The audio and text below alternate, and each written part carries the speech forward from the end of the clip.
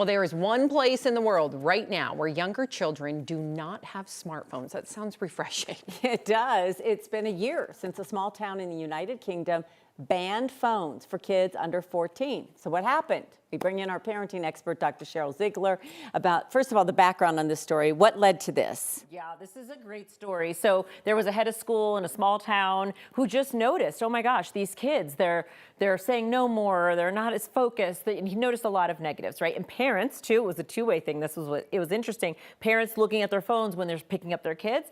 And he just said, this has to stop. Like this, we have police involvement. And this was elementary school, we would call it. They call it primary school. So he put a letter out to the student body, the parent student body, and basically said, we're going to ban cell phones for under 14. This is what this looks like. There was like a little bit of mixed reaction. People were into it. And then it's been really cool because then they followed him a year later. And then now we know what happened. Effects. Wow. Which so, I know. We're going to get to the effects. But first, I want to know, what were the educators specifically worried about? Yeah. So first and foremost was what they call TikTok brain. And TikTok brain means I've got the shortest attention span because that's what they're used to. So poor concentration. They were also noticing things like their body image issues and noticing that kids were counting calories and noticing that, you know, they were checking themselves out. They also noticed things like school avoidance, that there were kids who were just avoiding going to school, that those were some of, and we're seeing this actually across this country too. There's this big school avoidance piece. So it was like everything. It was like defiance to not being able to concentrate, to not even being able to speak well to others. And they just said, this has just got to stop. And they said, even as young as 5 and 6 year olds, five and six, they call it grade 5 and 6. They're different. 8 and 9 year olds there that had been looking at content online that was inappropriate. And they just sort of just said, this has to be enough.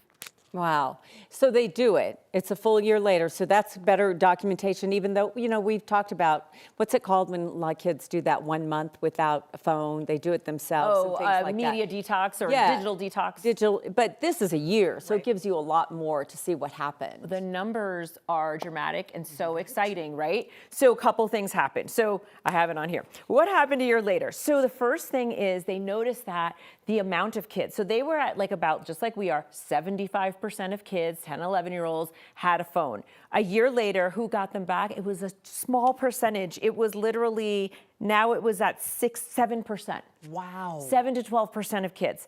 And so they said that basically not everybody went back. So we don't have all of the deep data. It's interesting. This is the first like report out on it, but the kids didn't have it as much. They also noticed that parents, now when they go to the courtyard, it's almost like they are acting like kids. Like if they had their phones out and they noticed an administrator was there, they put it away.